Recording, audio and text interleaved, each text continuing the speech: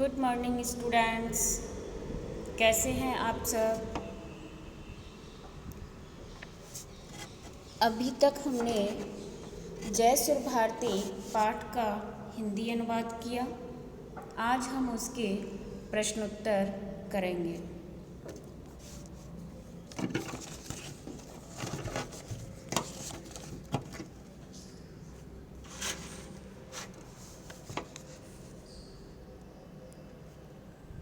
देखिए, पहला प्रश्न, निम्नलिखितेषु पदेषु संबोधन पदम न अस्ति। निम्नलिखित पदों में संबोधन पद नहीं है। संबोधन पद यानी जिस पद से माँ सरस्वती को संबोधित नहीं किया गया है वह पद कौन सा है?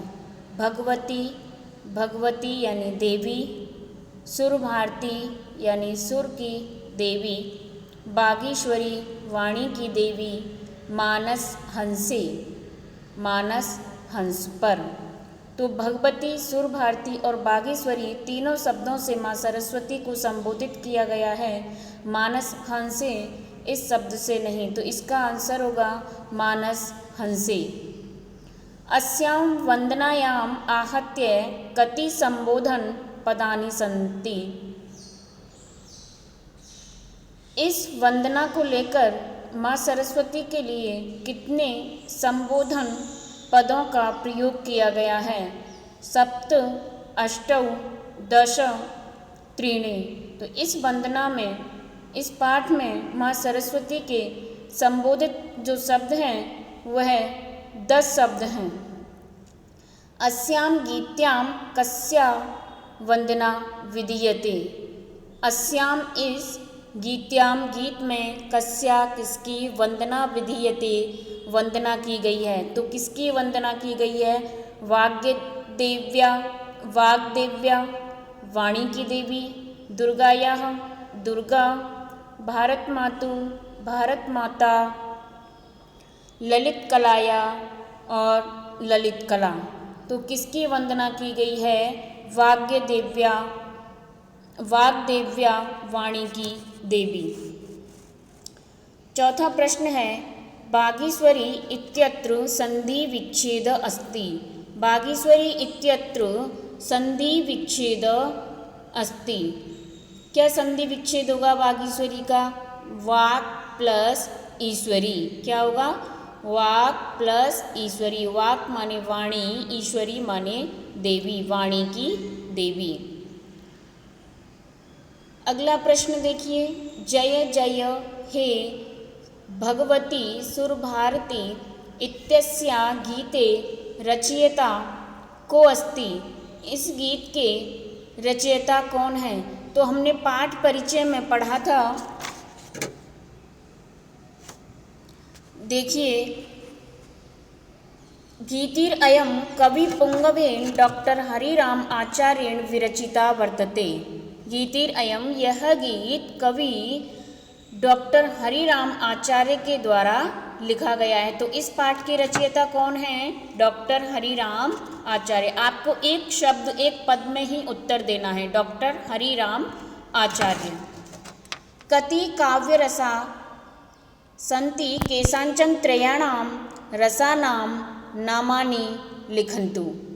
कति माने कितने, काव्य रसा यानी काव्य के रस, संति होते हैं, काव्य के कितने रस होते हैं, केषाञ्चन किन्हीं, त्रयाणाम तीनों का, तीन का, रसानाम रसों का, नामानि लिखन्तु नाम लिखिए। किन्हीं 3 रसों का नाम लिखिए।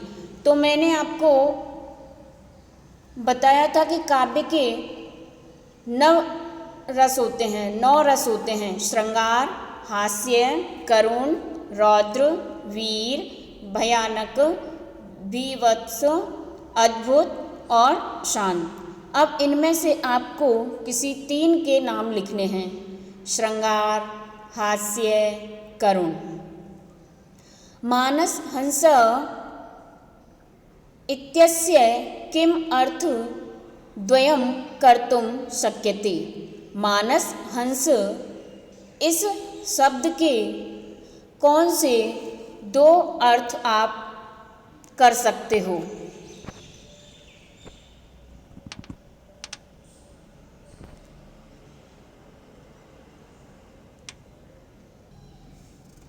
मानस हंस इत्यस्य किम अर्थ द्वयम कर्तुम शक्यते। मानस हंस इस शब्द के कौन से दो अर्थ कर सकते हो?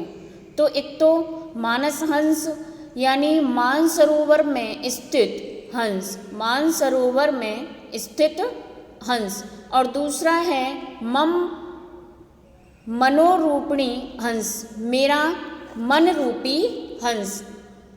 जैसा कि श्लोक में आया हुआ था,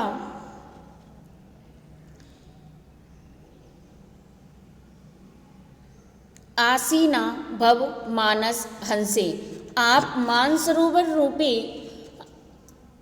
मानसरोवर में स्थित हंस पर विराजमान हो, या आप मेरे मनोरूपी हंस पर विराजमान हो। आप मेरे मन में विराजमान हो और एक मानसरोवर में स्थित हंस पर विराजमान हो। सित पंकजम इत्यस्य पर्याय शब्द त्रयम लिखन्तु। सित पंकजम इत्यस्य पर्याय शब्द त्रयम लिखन्तु। सित पंकजम यानी श्वेत कमल, सित यानी श्वेत, पंकजम यानी कमल। तो पहला पर्याय पद तो आपको संस्कृत में ही लिखने हैं, तीनों पर्याय पद। तो श्वेत कमलम, दूसरा है धवलपत्रम, तीसरा है पुंडरीकम, तीसरा है पुंडरीक। श्वेत कमलम, धवलपत्रम और पुंडरीक। इस तरह से निबंधात्मक प्रश्न आपके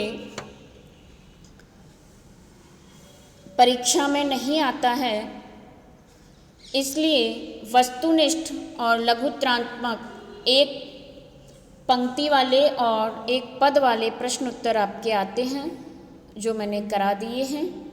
अब आप इनको अपने उत्तर पुस्तिका में लिखेंगे।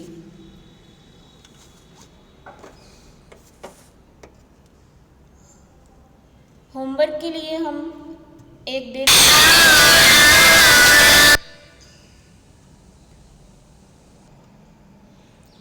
जो मंडे को संस्कृत का होमवर्क डाला जाएगा और आप उसे सैटरडे को ग्रुप में डालोगे।